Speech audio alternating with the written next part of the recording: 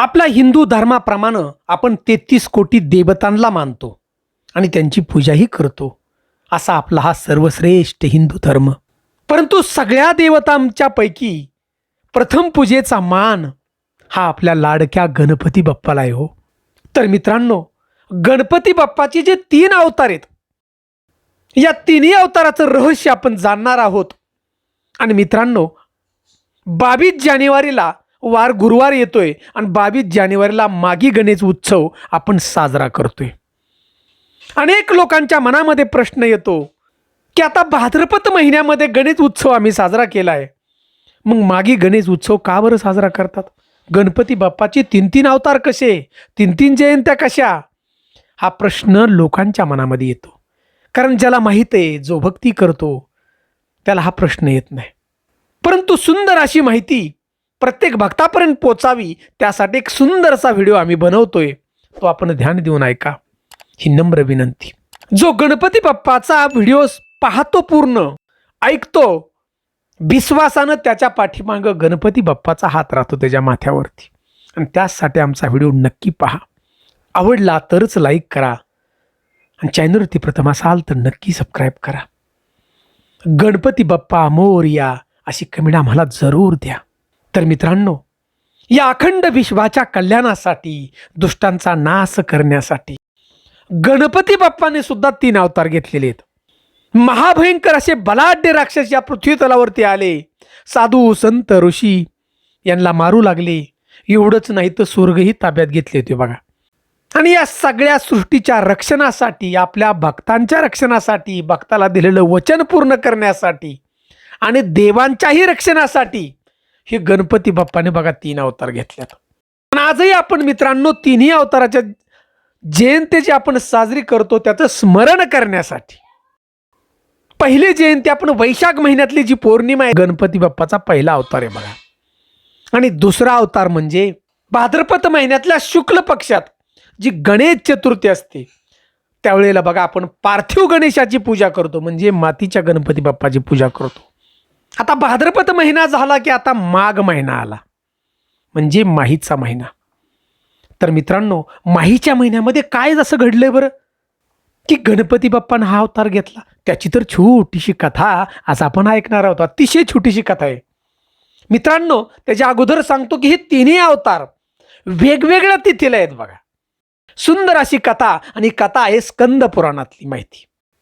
तर मित्रांनो, या पृथ्वी तलावरती नरांतक नावाचा एक राक्षस होता, म्हणजे झाला राक्षस तयार. देवी देवतांची तपश्चर्या केली आणि अनेक वर त्यानं प्राप्त केलं. आणि हा राक्षस या पृथ्वी तलावरती साधू संत ऋषी यांना त्रास द्यायला लागला हो. देवांची पूजा बंद केली ती या नरांतक राक्षसानं. एवढंच नाही तर सगळे देव घाबरू लागले बघा. इंद्रासहित सगळे देव. स्वर्गही त्यानं ताब्यात घेतला होता, काही कुणाला करता येत नव्हतं आणि देवही त्याला मारू शकत नव्हते. आणि त्यावेळी सगळे देवता भगवान शिवशंकराकडे गेले, म्हणले देवा तुम्ही वाचवा आता आम्हाला, याला कुणीही मारू शकत नाही या नरांतक राक्षसाला. कारण या नरांतक राक्षसाचा जो मृत्यू होता तो गणपती बाप्पाच्या हातून होता. अखंड विश्वाच्या मालकाला समजलोय, भगवान शिवशंकराला.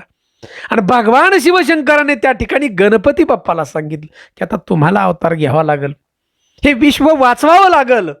तुमचे भक्त पृथ्वी तलावरती हाक देत आहेत की वाचवा आम्हाला. आणि लक्षात घ्या, भक्ताला वाचवण्यासाठी भक्ताला वचन दिलंय गणपती बाप्पानं की मी तुमच्या मदतीला धावून येईल. त्यावेळी गणपती बाप्पानं ऋषी कश्यप आणि माता आदितीच्या पोटी हा अवतार घेतला. आणि हा अवतार म्हणजे विनायक. आणि ह्या विनायकानं या दुष्ट अशा नरांतक राक्षसाचा वध केला. आणि या अवताराचा दिवस म्हणजे मागी गणेश जयंतीचा दिवस. 22 जानेवारीला गुरुवार येतोय आणि ही गणेश चतुर्थी आपण साजरी करतोय, जन्म उत्सव. मित्रांनो, हा दिवस इतका महत्वाचा आहे की प्रत्यक्षात गणपती बाप्पा या पृथ्वी तलावरती येतात मागी गणेश जयंतीच्या दिवशी. आणि गणपती बाप्पाच्या ज्या लहरी आहेत ताकदीच्या, त्या लहरी सहस्रपटीनं या मागी गणेश जयंतीच्या दिवशी या पृथ्वी तलावरती असतात. ज्या ज्या ठिकाणी गणपती बाप्पाची मंदिरे आहेत महाराष्ट्रात, देशात, त्या प्रत्येक मंदिरामध्ये ज्या ज्या भक्तांनी गणपती बाप्पाची सेवा केली त्यांच्यासाठी बघा या लहरी या मागी गणेश जयंतीच्या दिवशी असतात या पृथ्वी तलावरती. तर मित्रांनो, विश्वासानं हा दिवस बघा मोका आहे. तुमच्या जीवनातली संकट कितीही मोठी असू द्या, कितीही मोठी, या मागी गणेश जयंतीच्या दिवशी गणपती बाप्पाचं पूजन जर मनापासून केलं, विश्वासानं केलं, सगळी संकट वाऱ्यासारखी पळून जातील बघा. कारण या दिवशी गणपती बाप्पा स्वतः जर पृथ्वी तलावरती असतात प्रत्येक मंदिरामध्ये, आणि ज्या भक्तानं सेवा केली मनापासून त्या भक्तांची संकट आपली पोटात घेतात आणि ही सगळी संकट घेऊन जातात आणि सुख गणपती बाप्पा आपल्या भक्तांना देतात. मित्रांनो, मागी गणेश जयंतीचं हे रहस्य आहे, लक्षात घ्या. अनेक लोकांच्या मनामध्ये प्रश्न येतो की आता भाद्रपद महिन्यात तर गणेश जयंती झाली ना, आता मागी महिन्यात कशी? त्यासाठी मित्रांनो ही सुंदर अशी गोष्ट या राक्षसाची की गणपती बाप्पाने हे जे 3 अवतार घेतलेत याची सगळी माहिती आपल्या घरातल्या मुलांना सांगा बघा. आजी आजोबांनी ह्या छान छान गोष्टी गणपती बाप्पाच्या अशा सांगा की मागी गणेश उत्सव बाबा का साजरा केला जातोय. आणि मित्रांनो, आपण आपल्या घरातल्या मुलांना सांगितल्यानंतर ही जी आपली परंपरा आहे, अध्यात्माची परंपरा, हिंदू धर्माची परंपरा अशीच पुढं चालत राहील आणि असा हा भगवा ध्वज आपला हिंदू धर्माचा तेवत राहील. आणि सगळ्यात विशेष म्हणजे मित्रांनो, कुठल्याही धातूपासून जरी गणपती बाप्पाची मूर्ती असेल तरी त्याचं आपण पूजन करू शकतो. हे रहस्य मागी गणेश जयंतीचं. तर हा दिवस आपल्या जीवनातली संकट दूर करण्याचा दिवस आहे बघा, एक संधी आपल्याला दिवशी. त्यामुळे हा दिवस सोडू नका. गणपती बाप्पाचं विश्वासानं पूजन करा आणि संकटातून मुक्त व्हा. सुंदर अशी ही माहिती जर आवडली असेल तर एक लाईक चॅनलवरती नक्की करा. आपण गणपतीची भक्त आहात ना? गणपती बाप्पा मोरया अशी कमेंट आम्हाला जरूर करा.